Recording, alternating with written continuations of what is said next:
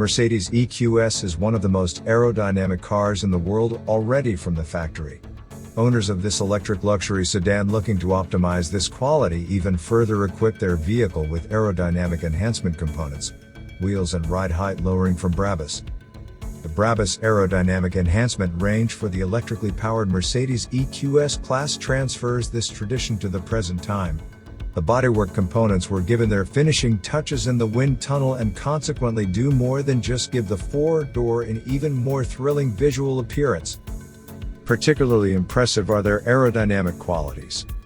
Extensive benchmark tests in the wind tunnel found that the electrically powered luxury sedan with Brabus aerodynamic enhancement kit, Monoblock M 22-inch wheels and ride height lowering by means of the Brabus suspension module has a drag coefficient that bests the identical car in standard configuration by 7.2%, once more demonstrating the immense expertise the Brabus developers bring to their work.